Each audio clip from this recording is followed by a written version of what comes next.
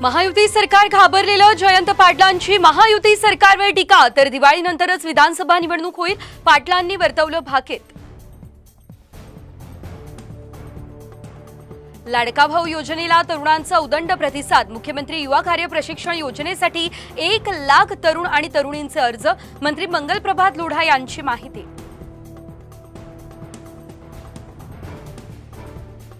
नवी मुंबई विमानतळाला दिबा पाटलांचं नाव द्या, शिंदेंच्या शिवसेनेचे खासदार रवींद्र वायकर यांची लोकसभेत मागणी, विमानतळाच्या विकासाचा मुद्दाही मांडला।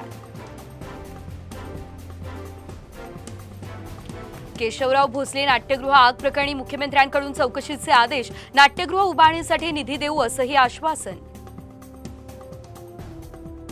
आज राष्ट्रवादी शरद पवार पक्षाची शिवस्वराज्य यात्रा, शिवनेरीवरून यात्रेला सुरुवात, तर लोणांद्रीमध्ये पहिली आणि भोसरीमध्ये शेवटची सभा। राष्ट्रवादी काँग्रेसच्या जनसन्मान यात्रेचा आज दुसरा दिवस, यात्रा आज छगन भुजबळ यांच्या येवला मतदारसंघात। आपचे नेते मनीष सिसोदिया यांची 18 महिन्यांनंतर जेलमधून सुटका होणार, सीबीआय आणि ईडी प्रकरणात सुप्रीम कोर्टाकडून जामीन मंजूर। पूजा खेडकरच्या अटकपूर्व जामीन अर्जावरील सुनावणी पुढे ढकलली, दिल्ली हायकोर्टातील सुनावणी आता 12 ऑगस्टला। घाटकोपर होर्डिंग दुर्घटना प्रकरणातला मुख्य आरोपी भावेश भिंडेला दणका, तर एफआयआर रद्द करण्याची याचिका हायकोर्टानं फेटाळली।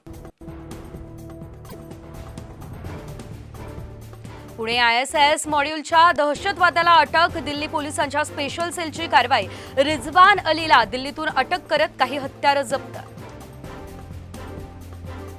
खासगी वाहनावर पोलीस लिहिल्यास किंवा पोलीस बोधचिन्ह आढळल्यास आता कारवाई, प्रादेशिक परिवहन कार्यालयाचे आदेश। महिला सरपंचाला ग्रामपंचायत कार्यालयात कोंडलं, लातूरच्या चाकूर तालुक्यातील प्रकार, योजनेच्या फॉर्मवर सह्या न केल्याचा राग। अमरावती जिल्ह्यातील संत्रा उत्पादक शेतकऱ्यांना जबर आर्थिक फटका, फळबागांना संततधार पावसामुळे गळती, प्रचंड नुकसान।